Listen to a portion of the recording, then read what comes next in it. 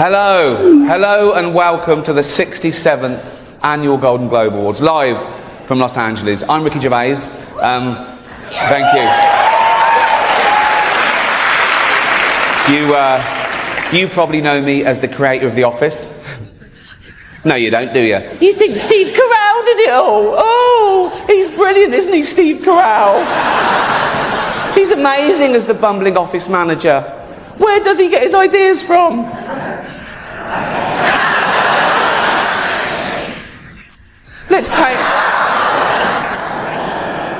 Let's pay him hundreds of millions of dollars and put him in every movie.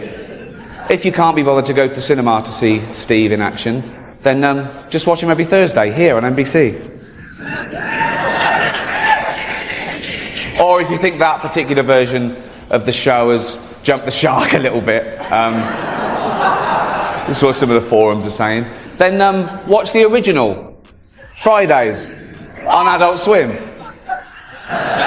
Or get the box set, that's still available. So,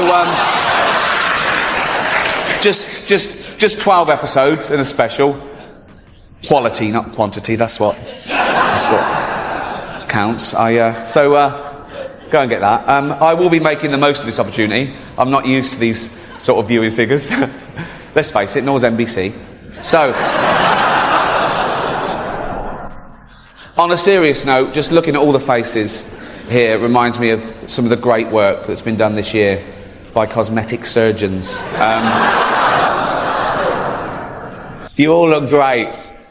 I've had a little bit of work done. I've had cheek implants. They put them there, which is annoying. And I've had a penis reduction. Just got the one now. That's enough. And it is very tiny. But so are my hands, so when I'm holding it, it looks pretty big.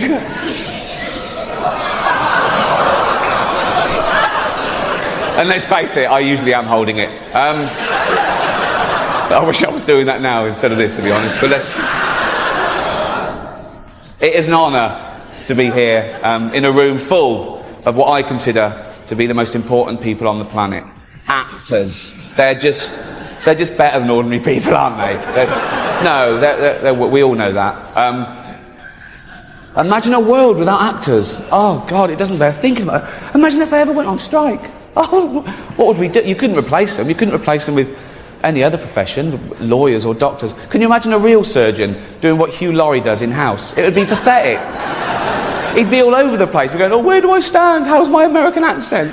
What's my lines? You know, Hugh, with the aid of coaches and stuff, can eventually learn his lines while saving lives. He's a genius. How could you replace Kiefer Sutherland in 24? I'd love to see a real anti-terrorist agent try and defuse a bomb in a busy train station in 1 hour. Some of those scenes, by the way, where Kiefer grabs someone and beats them to a pulp, they weren't even in the script.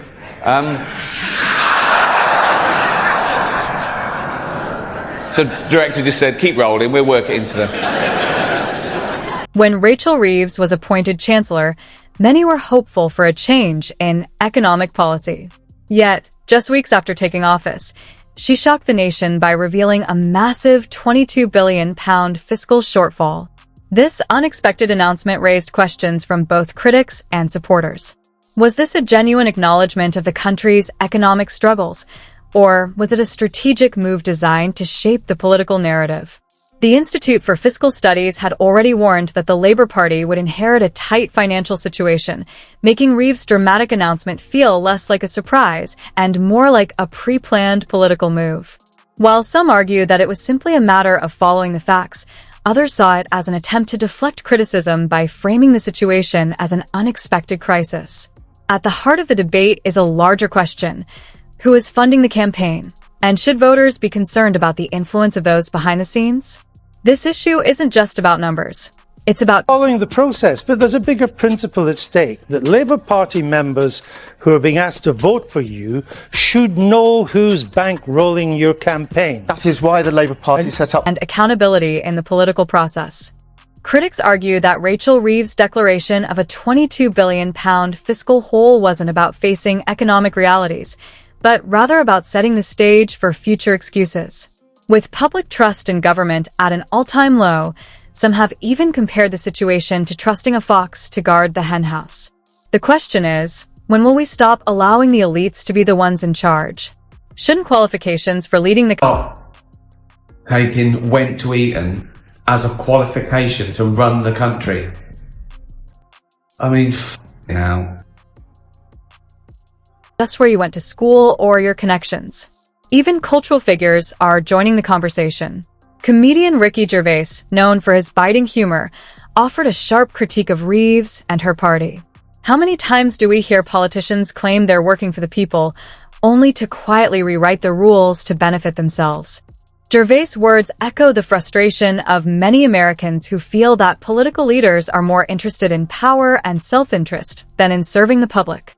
On the issue of housing, the contradictions are hard to ignore. Politicians, he says, but we have a housing crisis. Plenty of houses, plenty of homes in this country, but we have a housing shortage. Which is it, Angela? You're going to have to make your mind up. Do we have a housing shortage, or do we have too many houses? That's what you said. You said we have plenty of houses, but we've got a housing shortage. Which is it? Don't you know? And don't you think, Russell, that she should get a better answer for Trevor Phillips's excellent point? Said if you crunch the numbers, 5 out of every 7 of these alleged new homes that the government benefit themselves. Gervais' words echo the frustration of many Americans who feel that political leaders are more interested in power and self-interest than in serving the public. On the issue of housing, the contradictions are hard to ignore. Politicians claim there's a housing shortage, yet at the same time, they argue there are plenty of homes available. One recent exchange perfectly captured this confusion. A politician said we have plenty of houses, but also a housing crisis. Which is it? Do we have a shortage or an overabundance? It's this kind of mixed messaging that frustrates citizens who want clear, honest answers about the issues affecting their lives. The rising costs of living in the UK have left many citizens feeling abandoned by their government. As people struggle with skyrocketing housing prices and ever-shrinking affordability, there's growing frustration over policies that seem to prioritize foreign issues over the needs of everyday Britons. One of the biggest points of contention has been taxes. While government officials have repeatedly promised not to raise taxes on the working class, the introduction of higher national insurance taxes has sparked a lot of backlash. This tax has been criticized by experts for its inefficiency as it discourages businesses from hiring and stifles long-term wage growth.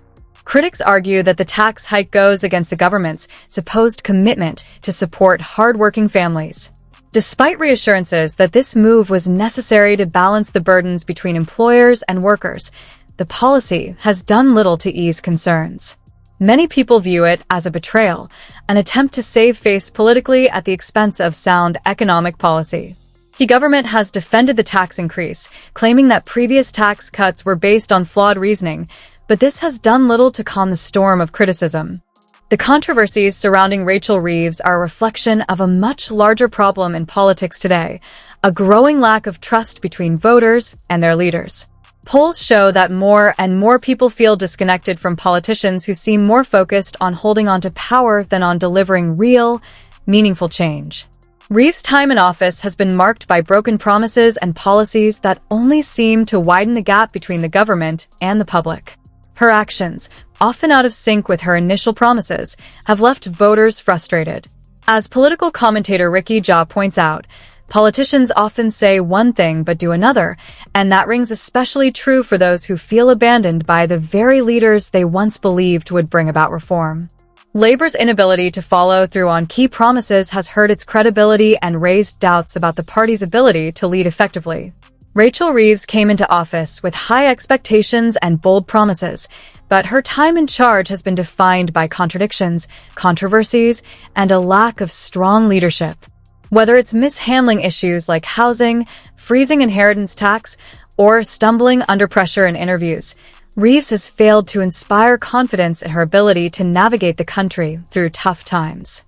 The challenges facing her, along with Labour leader Keir Starmer, are clear. But for many voters, The real question is whether this party can be trusted to govern effectively, or if they're just experts in the art of political gamesmanship. Insurance, tax. Leave aside what that does to your conscience on whether you've broken a pledge or not.